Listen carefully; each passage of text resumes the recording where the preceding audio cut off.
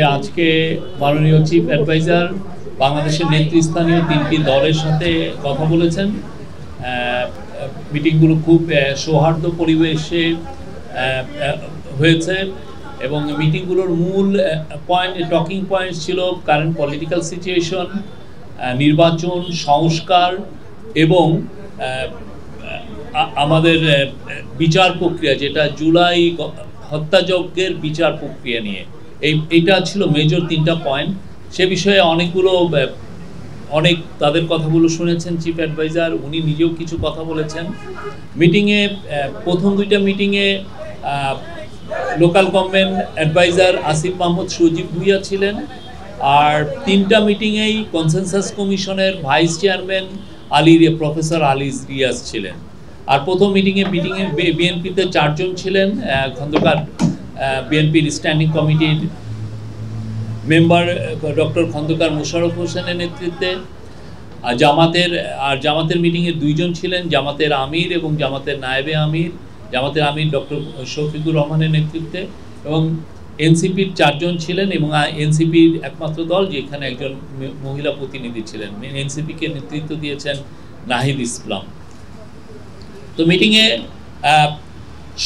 প্রত্যেকটা পার্টি তাদের স্ব অবস্থান বলেছেন। তারা মাননীয় চিফ অ্যাডভাইজারকে অকুণ্ঠ সমর্থন জানিয়েছেন।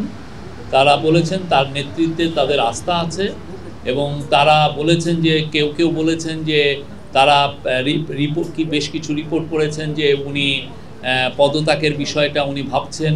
তো সে বিষয়ে তারা বলেছেন যে পুরো বাংলাদেশ সবাই এই চিফ অ্যাডভাইজারের নেতৃত্বে আস্থা আছে, এবং তাকে অনুরোধ করেছেন যাতে উনি ওনার নেতৃত্বেই যেন বাংলাদেশে একটা ফ্রি অ্যান্ড ফেয়ার ইলেকশন হয়। ওনার নেতৃত্বে ওনাদের অকুণ্ঠ সমর্থন জানিয়েছেন।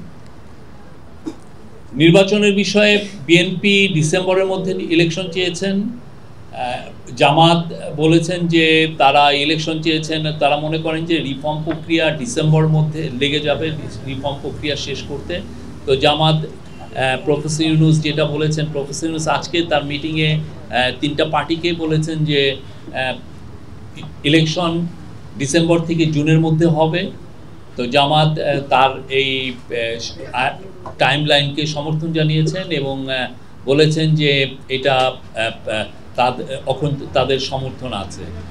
এনসিপিও একই, তার ইলেকশন কমিশনের বিষয়ে এনসিপি এবং জামাত বলেছেন যে তারা মনে করে না যে এখন যে এই অবস্থায় আছে তাতে লেভেল প্লেইং ফিল্ড, একটা ফ্রি অ্যান্ড ফেয়ার ইলেকশনের জন্য যে পরিবেশ দরকার সেই পরিবেশটা নাই, এবং এটা কোনো লেভেল প্লেইং ফিল্ড নাই।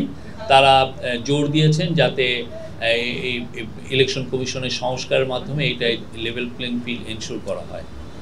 আর সংস্কারের বিষয়ে প্রফেসর আলী রিয়াজ বলেছেন যে সংস্কার প্রক্রিয়া মিড জুলাইয়ের মধ্যে শেষ করে জুলাই চার্টারটা গৃহীত হবে, এবং জুলাই প্রোক্লেমেশনের বিষয়েও আমাদের কাজ হচ্ছে, এবং আমরা আশা করছি যে খুব দ্রুত এই কাজটা শেষ হবে। বিচার প্রক্রিয়ার বিষয়ে প্রধান উপদেষ্টা বলেছেন এই মাসেই বিচার প্রক্রিয়া শুরু হবে। জুলাই যে হত্যাযজ্ঞ হয়েছে সেটার বিচার প্রক্রিয়া এই মাসে হবে, এবং পার্টিগুলো তার কাছে অনুরোধ করেছেন যে খুব বিচার প্রক্রিয়ার জন্য খুব কুইক হয়, এবং but at the same time যাতে ডিউ প্রসেসটা মেনটেন করে যত দ্রুত বিচার প্রক্রিয়া করা যায়।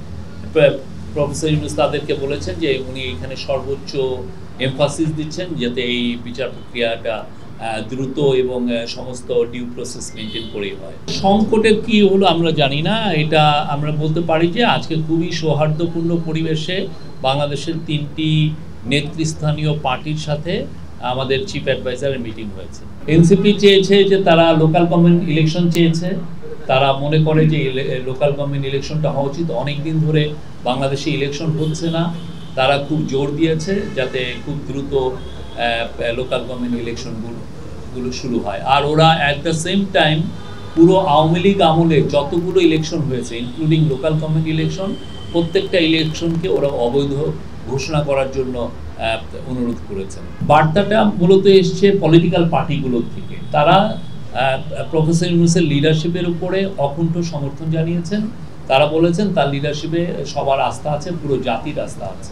প্রফেসর ইউনূস বিএনপির ওই মিটিংয়েই বলেছেন যে ইলেকশন উনি ডিসেম্বর থেকে জুনের মধ্যে করবেন। উনি বলেছেন যে উনি জুন 30 কাট অফ টাইম, এর ওই পারে যাবে না। উনি এক কথার মানুষ, উনি যেটা বলেন সেই কথাটা উনি রাখেন। প্রফেসর ইউনূস বারবার বলেছেন ইলেকশন ডিসেম্বর থেকে জুনের মধ্যে হবে, এটা উনি বারবার বলেছেন। এবং কালকে অনেকগুলো পলিটিক্যাল পার্টি আছে, তাদের সাথে উনি, আমার মনে হয় এই কথাটাই উনি বলবেন।